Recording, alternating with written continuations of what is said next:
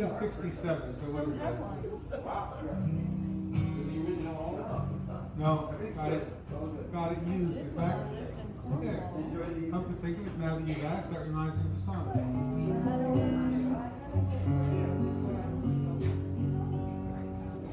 Yeah, I got this, I was doing a legal internship in Massachusetts, in Pittsfield, Massachusetts. There's this music store there, and I used to walk by it every day at lunch, and one day this was in the window and had a price on it. It was so low, and I went in there and I said, why would you sell me a vintage Gibson for only $250? And they said, well, we got it for a good deal, we're just passing it along. It's not a very good era for Gibson and everything. And they had a bunch of reasons. So,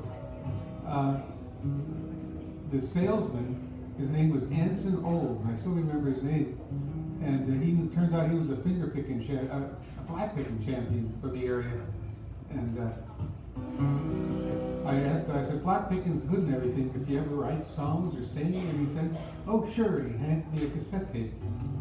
And this song was on it. I wasn't going to sing it tonight, you made me think of it. Only I remember it. Wrote it about his grandfather.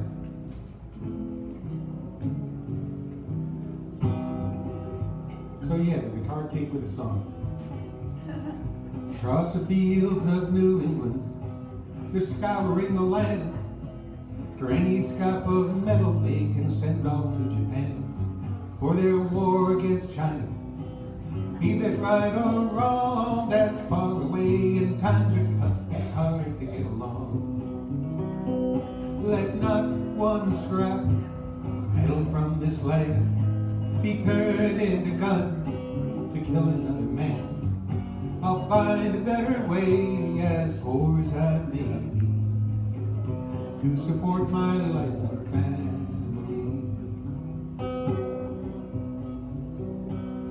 Well, I remember my grandpa awake before the dawn, hard out work cutting wood, and he'd let me tag along. And he'd talk to me about working and the tools of living right, and I slowly learned the principles he lived by all his life. Let not one scrap of metal from this land he turned into guns to kill another man. I'll find a better way, as poor as I may be, to support my wife and family. Well, the old pickup truck drove by slow. We both could see his face. That scavenger, he had his eye on something round the place. Grandpa turned around and then we saw the object of that greed. It was our old and worn out wood stove left rusting in the weeds. Now Grandpa was a busy man. He had lots of mouths to feed, but he took the time to drag that rusty wood stove from the weeds. And he dug a hole and he buried it, and then he walked away. Oh, I was just a child, but I still hear the words he said today. Let not one scrap of metal from this land be made into guns to kill another man. I'll find a better way, as poor as I may be, to support my wife and family.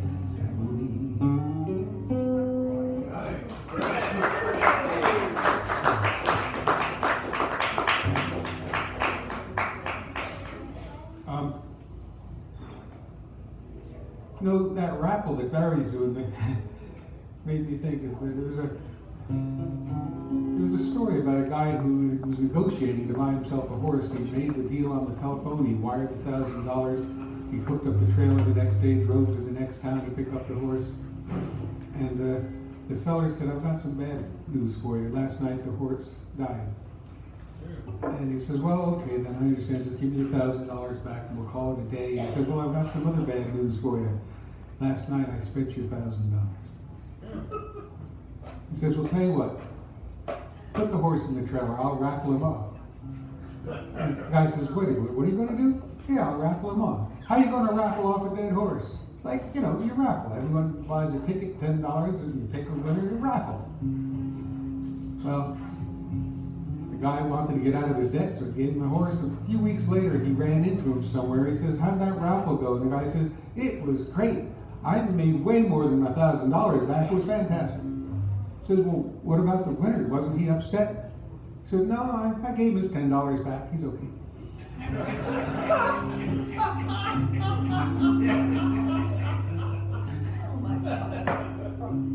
Anyway, where was it? So Pete up there was telling the story, and I was doing some transcribing because I'm working on transcribing some of the stories. He was talking about when they first started the Beacon Sloop Club, and then they realized that the park just north of the club, which wasn't a park, it was a garbage dump, and they realized they had to do something about it.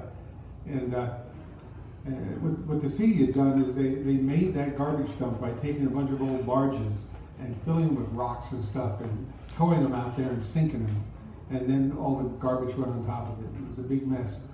And a local guy named Dan Searles was just a teenager at the time, and he said, "We ought to have a park there." And he said, "Oh, they'll never give us the money." And he said, "Well, let's get some signatures." And he went into the high school and he got 300 signatures, and the town just laughed at him and handed the signatures back. And the next year they got 300 more. And this went on for 3 or 4 years. And in the meantime, they wanted to draw attention to the fact that this ought to be a park. And Don McLean was living in Cold Spring at the time, and him and Pete were friends at the time. So they had a little concert down there with Don, who was just on the edge of becoming famous for American Pie and stuff.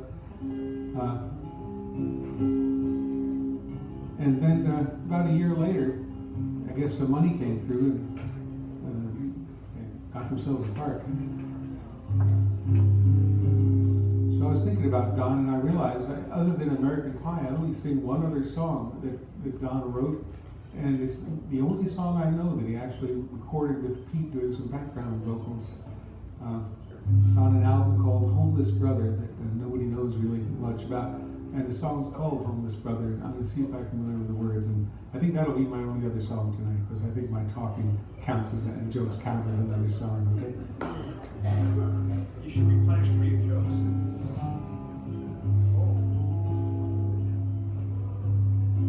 Walking by the graveyard late last Friday night, I heard somebody yelling, sounded like a fight.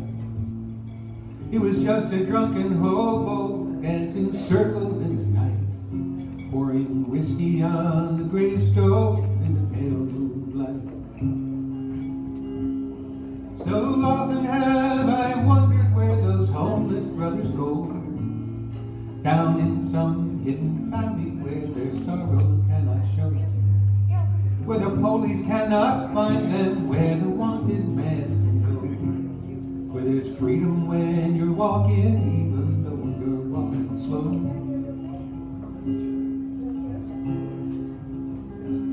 You know it's hard to be a pack rat and it's hard to be a bull, but living so much harder where the heartless people go. Somewhere the dogs are barking and the kids all seem to know that Jesus on the highway was a lost hobo. And they hear the holy silence of the temples in the hills, and they see his ragged tatters as another kind of thrill. And they envy him the sunshine, and they pity him the chill. And they're sad to do their living for some other kind of thrill. So smash your bottle on the gravestone, live while you can. That homeless brother is my friend. Somewhere there was a woman, somewhere there was a child, somewhere there was a cottage where the marigolds grew wild. But somewhere's just like nowhere when you leave it for a while. You'll find the broken-hearted when you're traveling jungle style. Down the roads of a broken land where numbers live like men, and those who've kept their senses have them taken back again. Where the night stick cracks with crazy rage and madmen don't pretend. Where wealth has no poverty know when. So smash your bottle on the gravestone, live while you can. That homeless brother is my friend.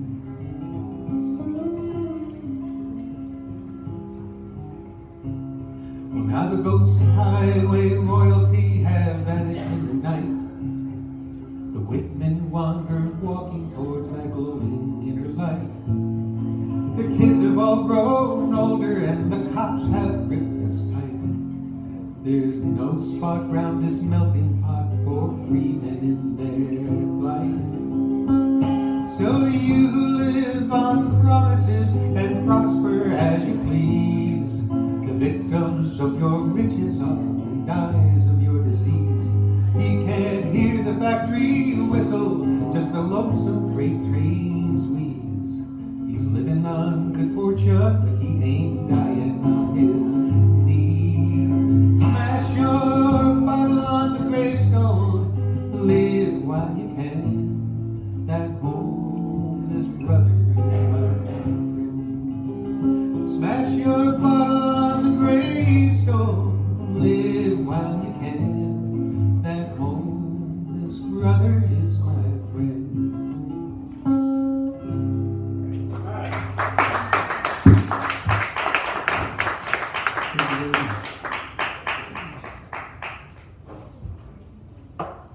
Did you say that Don McLean actually did that one? Yes. So you do some. Did Pete sing harmony on that, you said? Yeah. Anything else that's necessary at the moment? David Bernz. I know his story about the cassette.